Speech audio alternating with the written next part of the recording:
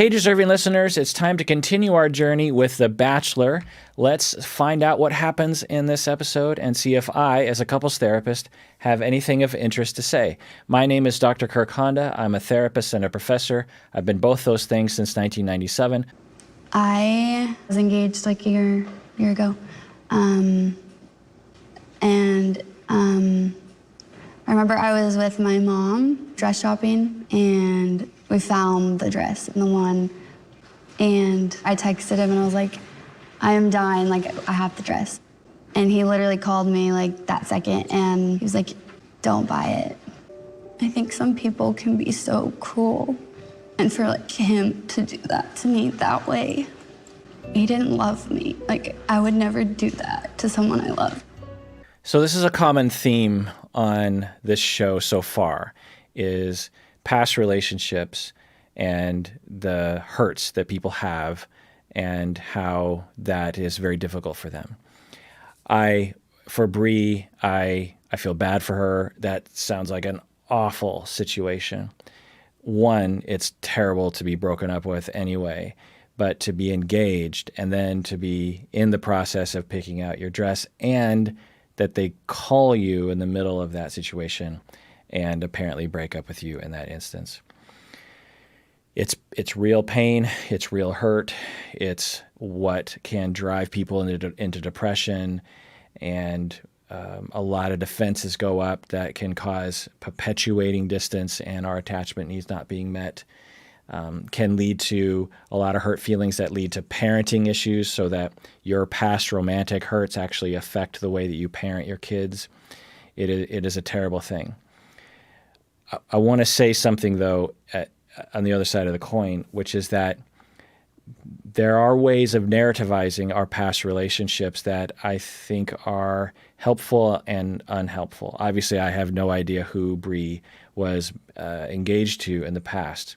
Maybe he was a terrible person. Maybe he was a psychopath. Sometimes that happens. However, as I will frequently say in these reaction videos, you out there, in all likelihood, you have broken up with someone in your past. Does that make you an evil person? Probably not. Did you break up with when you broke up with that person, did they say to you, oh my God, thank you for breaking up with me in that way. That was such a great way of breaking up with me. I really thank you for that. No one ever says that, because you're being broken up with. You're hurt, you're angry, you're completely irrational in those moments. And so now I will say that if that is how he broke up with her, that's pretty terrible.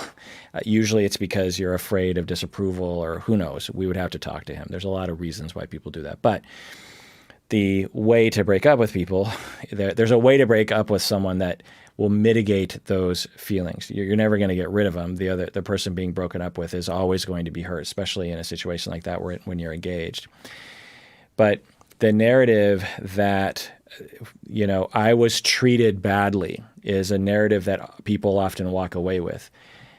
And if you have, this is why I always use these videos, is for people to reflect on their own relationships. If you have past relationships in which you have narrativized the story in which the person was evil, in which the person purposely did something wrong to you, they purposefully neglected you, it's possible that if I were, or a jury of our peers were to hear your story, they might come to that conclusion too. But most of the time, the reason why we get dumped is for logical reasons, or reasons that we can relate to. You just fell out of love with someone. You fell in love with someone else. You didn't really know what you wanted. You were abused growing up and weren't given a chance to really develop a sense of self. And you got engaged because you felt like it was the right thing to do. And then somewhere down the line, when it was the point of no return, like she's getting her dress, you suddenly think, I don't think I actually want to get married. I think I just finally figured out that the only reason why I even asked this person to marry me was because I felt pressure from the outside. And I feel like for the first time through therapy or growing up or whatever, that I finally kind of know who I am. And down there is not a person who wants to marry this person. Oh my God, I'm so glad that I figured this out before we got married. What a wonderful thing that I did. Oh my God, I have to break up with this person. What should I do? I'm afraid I'll call him on the phone so I can hang up really fast and get away. Who knows? The reason why I point this out is because when we narrativize a situation in a certain way, it makes us compound the hurt. So take a scenario where you're dumped.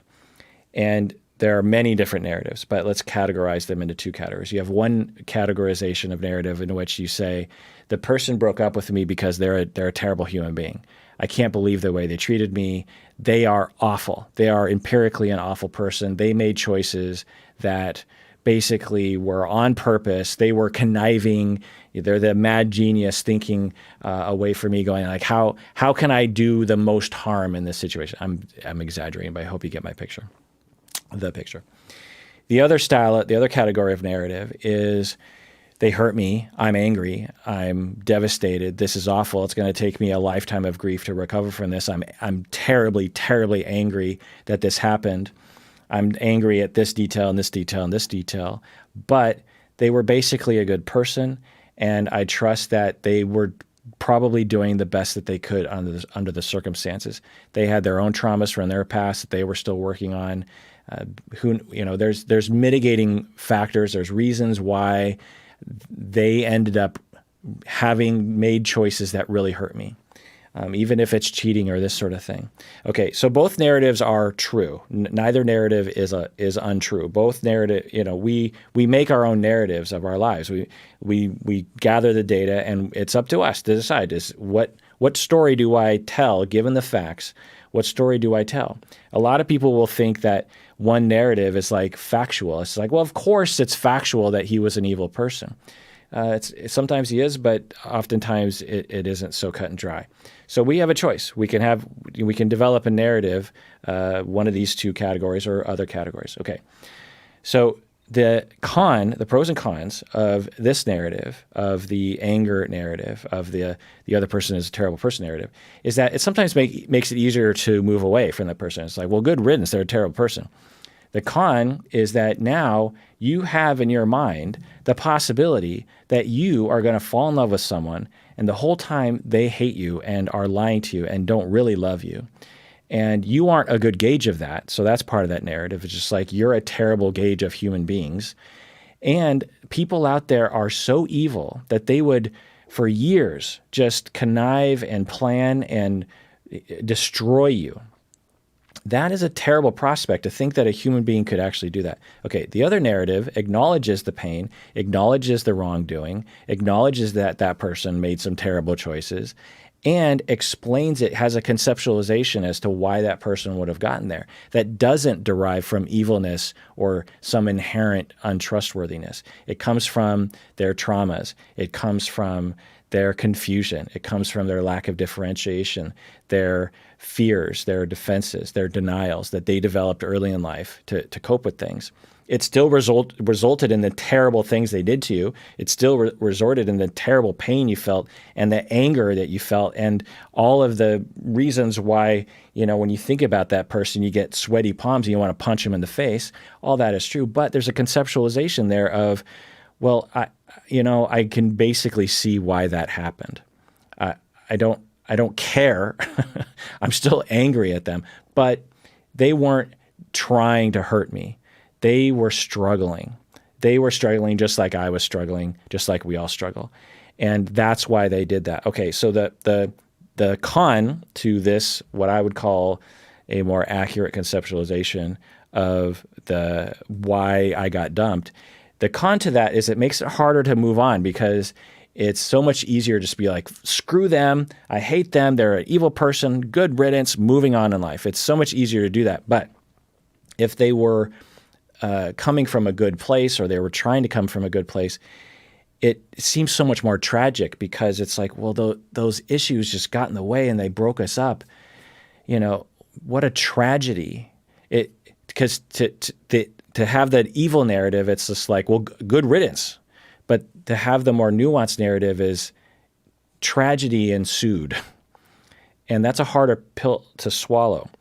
The pro to this is that I now have a story, a conceptualization of what happened that tells me that I can trust my radar. I can trust other people. Other people aren't mostly evil. Most other people are mostly good.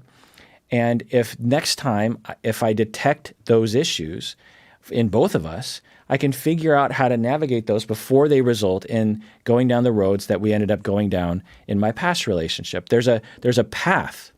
If everyone's evil, there's no path. You're screwed. Everyone's evil. And the next indication that someone does anything wrong to you just is, okay, well, they're evil. It's in that category now. They are off the table. On to the next person. Oh, there's something came up. Okay, they're evil now. And that perpetuates us not getting our needs met, which is not helpful to us. I'm not telling anyone how to have a narrative. That is far from what I'm trying to do. I'm just saying that we have the choice of a narrative, and there are consequences to any narrative, positive and negative consequences to any narrative that we develop, and that there aren't inherent narratives. There aren't inherent meanings that we pull away from breakups. That's what I'm pointing out. That was a long rant over a tiny little clip. Let's see what else happens here. But I'm so willing to just find out what love is with you, whatever that entails, because I think that I might be falling in love with you. And that scares me, but I don't care. Anyway, I know that's a lot to drop on you. Thank you. You're so strong for sharing that. It's so scary to admit, but I think I'm falling for you too. Well, after that long rant, we can scrub ourselves of the negativity and enjoy this wonderful in-love moment. It seems very uncomplicated, very tender, very wonderful. I hope they stay together. Only fools rush in. I can't help falling in love with you. Literal chills up the spine. I love simple renditions of songs like their one that they're doing. I find that a lot of contemporary music has a lot of frills and extras that try to trick you into thinking that you're listening to something cool, when just the simple chords, the simple rendition of the vocal line and the harmony and the melody, and the emotion behind it. You don't have to add a bunch of extras to it. It's just a simple song. He has a great voice. You know, I had told you about how I stayed in a relationship longer because I didn't want to hurt the person. Mm-hmm. And I ended up hurting them in the long term because there was some emotional cheating, and she found some text messages with another girl. Okay, this is great. So they're actually just having a conversation instead of having all these ideas of wondering and question marks. So now is Trevor's chance to admit what he did was wrong, and he just said it. He just laid it out on the table and explain why. This is why it's so useful. So there's a lot of usefulness to going to therapy and figuring out for yourself why you do the things that you do. If Trevor cheated in the past, either therapy or a lot of self-discovery, really trying to get to know yourself and really understanding the human condition, which is not easy to do. And the internet, believe me, is not a good guide. 99.9% of the things on the internet is either just misinformation, or it'll pull you away from the conceptualizations that are actually going to help you. So where do you go? Well, therapy is maybe one of the only places. Getting a degree in relational therapy, like marriage and family therapy, like me, takes a long time. It's very expensive. It's very difficult to do. But anyway, so hopefully Trevor, has a conceptualization. There's a lot of usefulness to that. Okay, I cheated in the past. Why did I do that? Here are the factors. Here's how that progressed. Here's why it happened.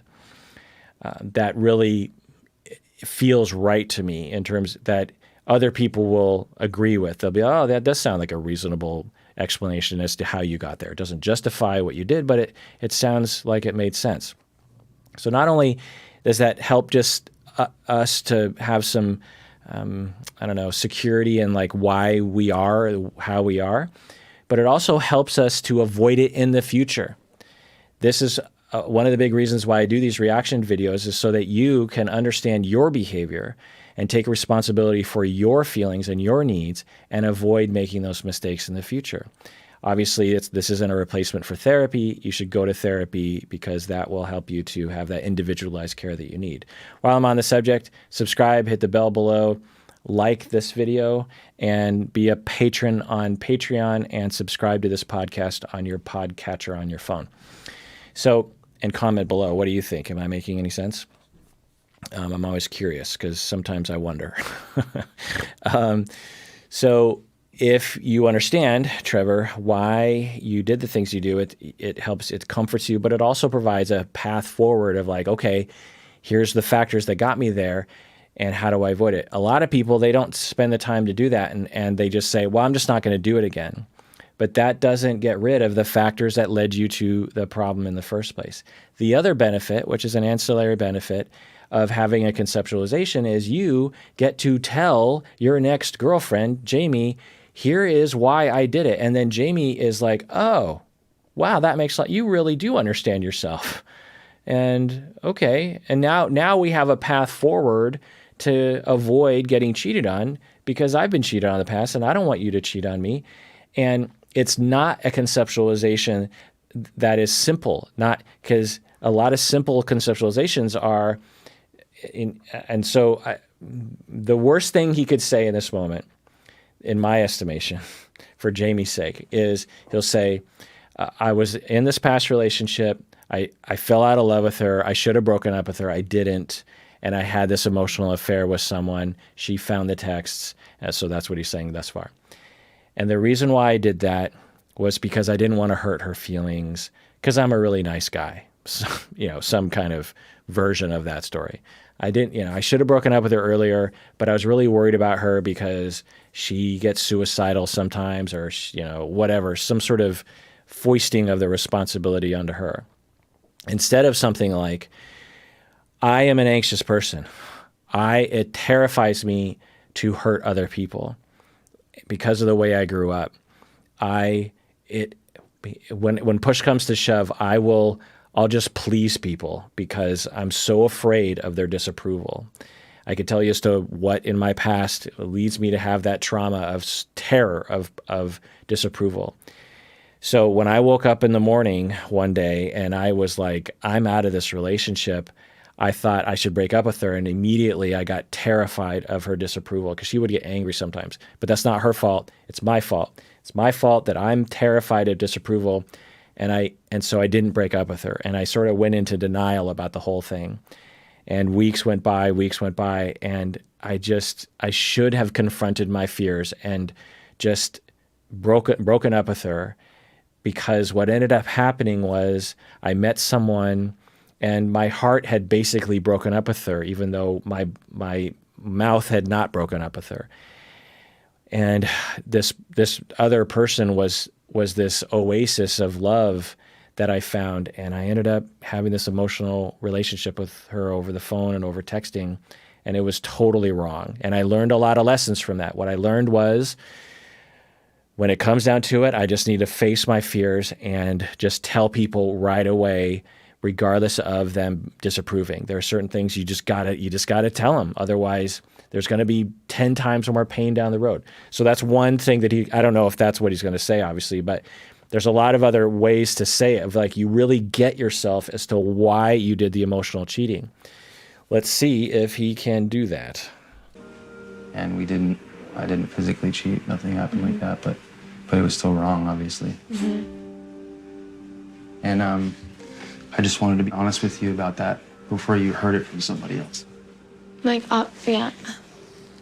honestly, like, cheating is like a deal breaker for me. And then I just like felt like in all this craziness, like you were like a feeling of like home for me and something like I like clung to.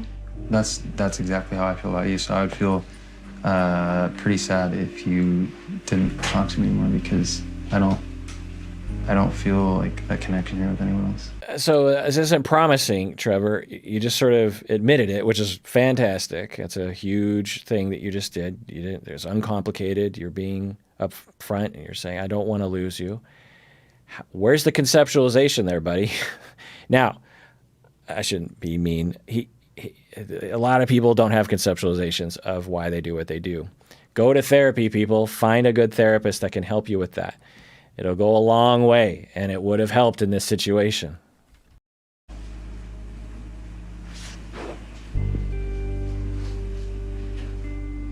It just, like, I don't know. So this is a pattern that maybe we've been seeing from Trevor thus far, of kind of shut down emotionally in some ways. I don't know. I think we need more data. But I don't know if that's the right term, shut down, because he's certainly expressing himself, but there's a certain disconnect between because you would think in a position that he's in right now, he would just be like, oh my God, I'm so, like, some emotion, but I'm not really picking up on that. A lot of people, when they're growing up, learn that they have to cut off their emotions to cope with what is going on in their childhoods. Maybe he's a candidate for that. We'll need more data to back up that hypothesis. As I always say, I can't diagnose these people. I have no idea, but there are red flags there that I want to see more data for. I've like never had a healthy relationship before, and I don't have anything to go off of, you know? Yeah. And I do honestly really like you. I like you too. And it just scares me. So extremely differentiated space for Jamie to be in right there.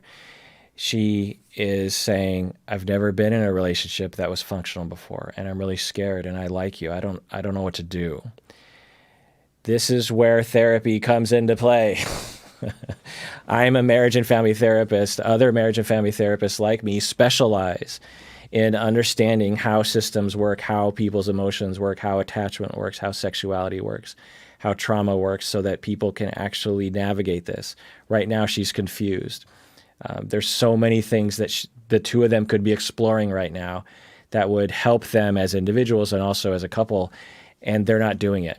He's like, I cheated in the past, and that was all he said. That's all he said, right? And then she's like, okay, well, I thought I was going to hate you, but I don't know. I still really have feelings for you.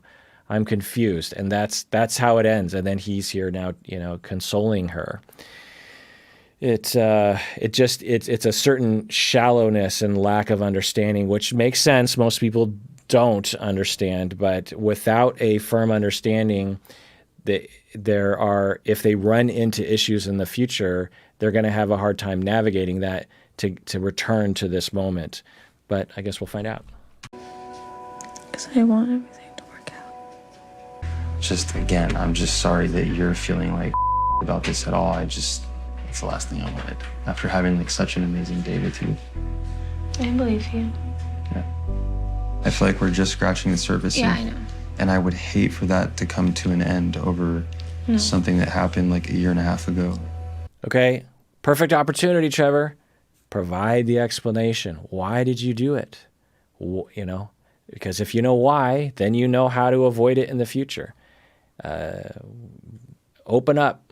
Let her know, or investigate it yourself and then let her know. I feel the same way. Obviously, having trust with someone I just met is super important, but I'm trusting in him and the person that he is today, not the person that he was 2 years ago. But I feel like I won't feel comfortable until I get his rose. We'll see. Focusing on his rose is not what I would recommend. I would focus on his ability to understand himself, understand why he did those things in the past so that he can avoid them in the future. Getting his rose does not protect you from his potential lack of understanding that will lead to potential repeat things like that, or just general defenses that get in the way of people having relationships that will facilitate their needs. Anyway, let's continue watching. Move it when the bones are good, the rest don't matter. Yeah, the pain could peel, the glass could shatter, let it rain. It's you and I remain the same. Wow, more chills. Just amazing performance. It's really great to see these people actually perform. I thought this show was going to have actually more performing and less of the other stuff, but so I'm always glad to actually see these people shine. She has a great voice. They put the house don't fall when the bones are good. Yeah. I will say, just the stylistic thing for me, it's probably because I'm old. There's certain ways that contemporary artists will sing that aren't really my style. I prefer a more clean style. There's that vocal fry in there, and there's some, I don't know, some vowels that just sound a little stylized. That it's just not my thing. But she has a great voice, and sounds nice. Although we both try, no, it don't always go the way we planned it, but the wolves came and went, and we're still standing when the bones are. More chills, amazing voice. You just always look at people like, is this guy going to be able to sing okay? I mean, we've heard him sing already, but it's that leap. You're like, oh God, I hope this goes well. And then you're like, oh wow, you really have a command of this art form. It's amazing. And I want people to recognize that this is live. This is not pre-recorded. A lot of shows that you watch will be pre-recorded, meaning that they can do takes, they will edit, they'll do auto-tune. This is just straight up singing into a microphone, and it sounds awesome. So they should definitely be praised for that. And the show should be praised for that, for not trying to create the illusion of live performance, which always bothers me.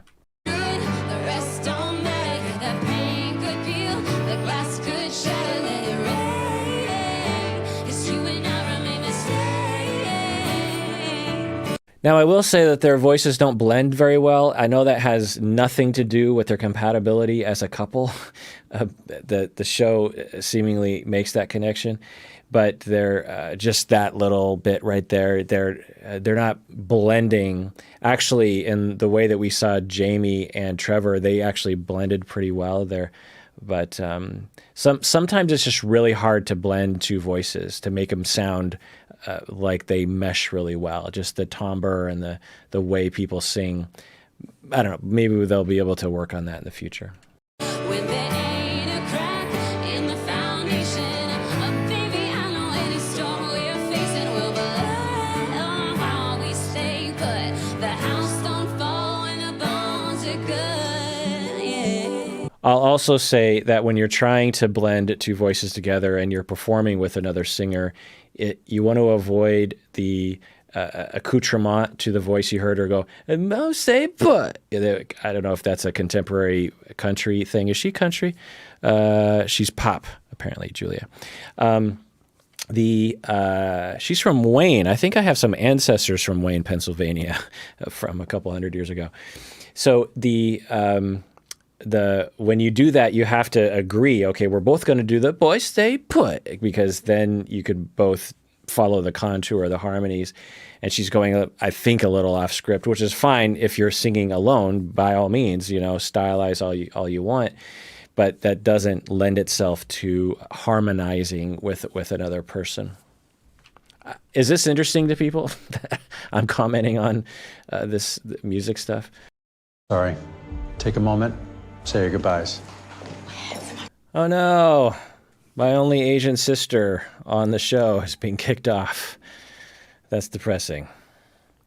Well, I think that's the end of the episode, so we'll just draw it to a close right there. Thanks for joining me out there for that episode of Psychology in Seattle. Subscribe, hit the bell, like, subscribe to the podcast, in which we have over 1,000 episodes on your phone. You should have a podcast app you can subscribe to, and become a patron on patreon.com. And if you want to email me a question, there should be a link below. Everyone out there, please take care of yourself because you deserve it. You really, really do.